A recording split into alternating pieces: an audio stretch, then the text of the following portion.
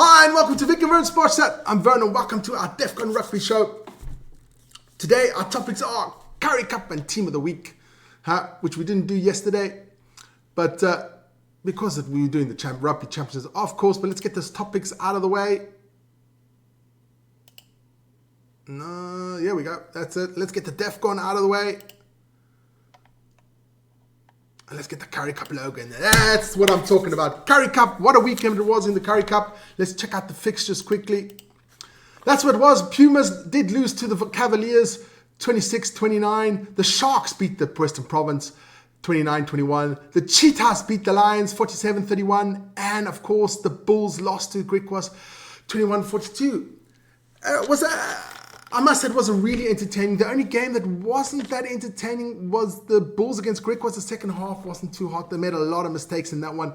But the Pumas against the Cavaliers, the Cavaliers played absolutely crap in the first half, but then came back in the second half. I didn't think it was going to happen, but the Cavaliers came back and won that one. That was amazing. Fantastic stuff there by the Cavaliers, even without Donovan Don. The leading try scorer in the Currie Cup. Didn't play that game, but it was a great game there. Let's get into the Sharks against Western Province, a battle for the wooden spoon.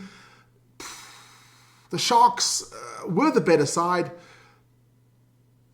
Did beat the Province. After the Province was leading 14-0, came back to win that one 29-21. Wasn't the best quality of games, I must say, that one. But it was okay, and if you're a Shark supporter, win is a win, huh? If you're a Province supporter, life just keeps getting miserable. Then we had the Cheetahs against the Lions, and that was a hot, cold game. The Cheetahs went out flying for the first 50 minutes.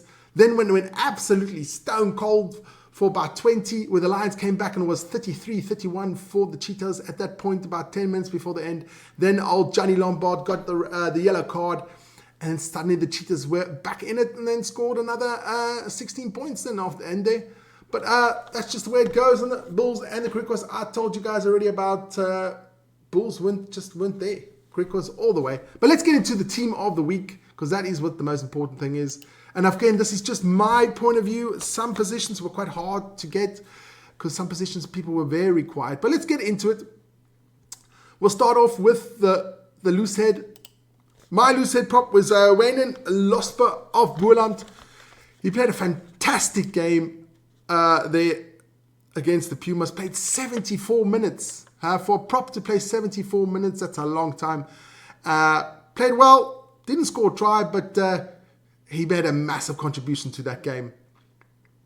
Then we'll get into the hooker position, and then it was a difficult one. I went with Ewan Swart of the Pumas, scored 2 tries, but you could have gone with Marco Janssen from Rensburg from the Cheetahs, also scored 2 tries. It was a toss-up between the two, but I took Eden Swart because he did a couple of great defensive work, and of course he got over the ball once or twice as well. So that's why I took Edwin Swart. Then on the tight head was this man, Tsebo Dlamini of the Griquas, scored a try, was dominant there against the Bulls. I thought he just had a fantastic game. So he was my tight head. Then the first of the locks, and the locks were actually, I must say, quite quiet on the weekend. But I took this man, Sintu Manzezi of the Bulls. It's the only Bulls player that did make the lineup. I remember him stealing the ball, captain, had a lot of carries as well. And there were not a lot of locks that played really well and on the weekend. So I took him. Hope you guys agree. If you don't agree, let me know in the chat. Then the other lock, I went for this man from the Cheetahs, Victor Saketete. Played well, played decent. Also not a fan. Like I said, the locks, none of the locks really stood out this weekend. So I had to choose some, so I took him. Well done to Victor. Then on the flanker position, on the open side, I did take this man, Paul de Villiers from Western Province, scored a try. He's the first and only Western Province player that's ever made the Team of the Week. But I thought I'd give it to him. He did score a try. He was the only blind side that scored, so I had to take him. So well done to Paul de Villiers. Then on the blind side, I took this man, Pathod Pobele Hilakani of the Sharks, the big man, the under-21 World Cup winner, and of course, as Vic and I call him, Beast 2. 2.0. He scored a try. Otto had some great defensive work as well. He had also a couple of good carries. So he got that position there on the flanker. Then we go to number 8, and we went with this man. Thurlow Marsh from Boerland. Solid game for Boerland as well. What a great comeback there for Boerland. So I took Thurlow. It was also a tough position because number 8 had a really good game there. So I took one from Boerland because they did have a great comeback. Then we go into the scrum half position, and it's against Ross Brody again of the Pumas.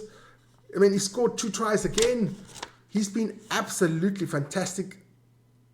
I would even call him one of my player of the Currie Cup so far. Him and Donovan Dom there, I think they've played fantastically this season. Definitely the best scrum half that's in the Currie Cup at the moment. Even better than Zach Attack. Sorry, Zach. Then we go to our fly half position, and it had to go to this man. Back to George Whitehead of Griquas. Didn't miss a kick. Fantastic stuff there for the Griquas. He has had a solid season as well there at fly half. I think he's played every game, every minute of every game so far for the Griquas. Fantastic stuff there. George Whitehead, my man number 10 there, man.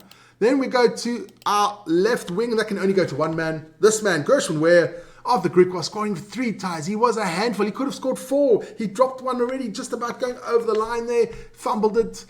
He should have actually scored 4 tries. I should actually take it away for that. No, he gets it. 3 tries for Gershwin Ware. That man is mustard.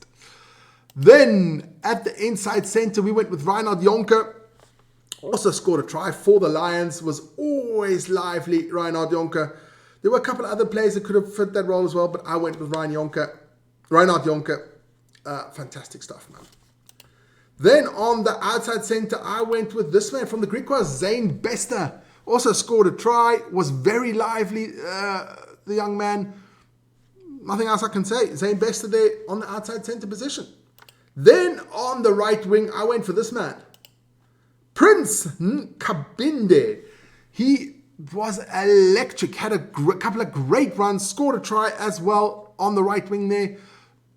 And I'm a big Prince fan, so why not? And then at the fullback, we went with this man, Clayton Blommetjies. He had a really good kicking game. Played really well, scored a try there for the Cheetahs. He was there when they needed him. Also did some kicking there at the end. Played, I thought, phenomenal. It's the first time that he's on the team of the week. I normally am not a big fan of Clayton Blommetjies when he was with the Stormers. I just remember that kick at the end when he lost, I think it was against the Sharks there last season, which he should have actually made. It was right under the poles. Broke my heart, but that's just the way it is. So Clayton Blommetjies gets that position at the fullback, and that's my team of the week. So, asking you guys, if you agree with me, just get your votes in the chat there. Let me know what you think of my team of the week. Before we go, we'll just run up there and check out the Currie Cup table quickly. I'll put it on there. There we go. It is the Cheetahs and the Cavaliers there with 21 points. The Griquas on 20. The Lions on 16. The Pumas on 15. Then we have the Bulls on 10. The Sharks on 6. And the Province with 1. The Bulls, actually, they can't catch the Cheetahs or the Cavaliers anymore. They can only get 10 points in the last 2 games. That's not looking good for the Bulls because their next game is away to the Lions. So that's going to be an interesting one there too. But, anything can happen. But I think Boerland and Cheetahs are pretty safe. But we'll see about that, guys. So let's get that out of the way. That's the show for today. I hope you enjoyed it. And don't forget to hit that like button, subscribe to the channel. And there's only one thing to do. Guys, have a fantastic day, man. Cheers.